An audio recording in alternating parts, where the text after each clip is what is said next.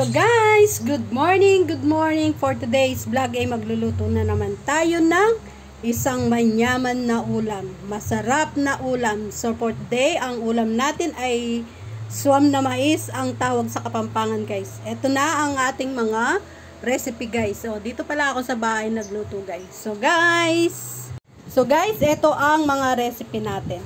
Ayan. Syempre, una, bawang, sibuyas at igigisa natin sa patis.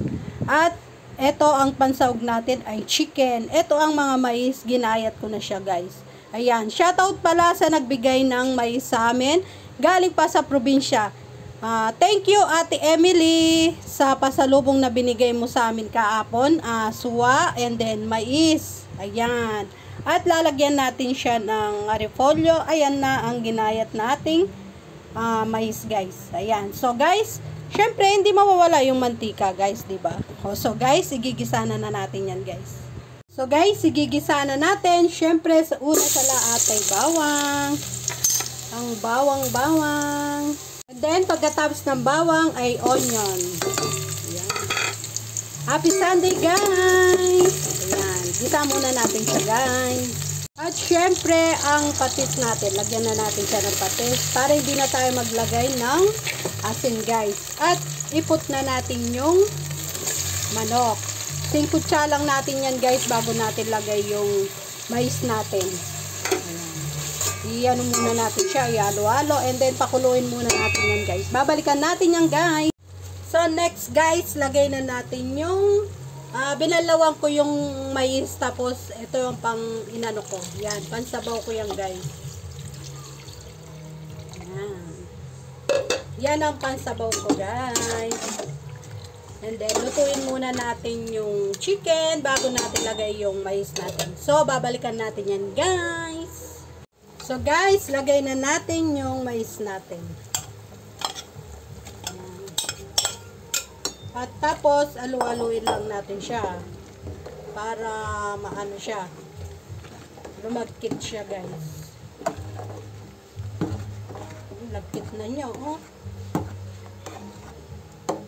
At lagay na natin yung may wagang magic sarap natin. Ang nagpapasarap sa ating ulam. Yan, malagkit na siya guys, oh. Dagdagan natin ng konting sabaw guys. Yan, dagdagan natin konting tubig.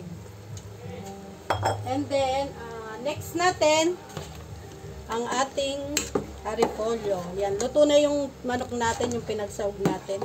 Kailangan lagi natin siyang inaalo-alo, alo-alo, at kakendeng-kendeng. Yan.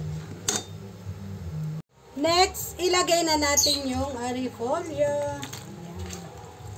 Pakuluin lang natin yan guys.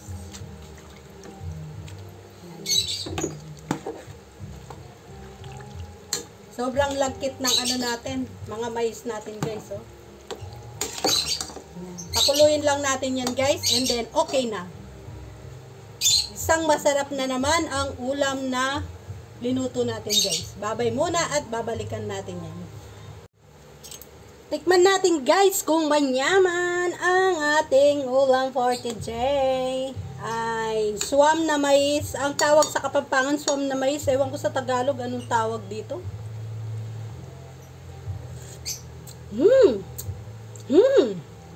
Sarap. Yummy. Yummy guys. Palutuin lang natin yung ano natin, repolyo natin, and then okay na siya.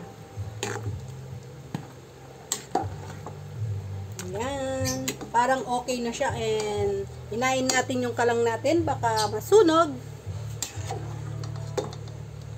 Wow! Sobrang lagkit ng mga mais natin. Bagong ano kasi ito, bagong ano pa lang. Bagong kuha sa puno nila guys.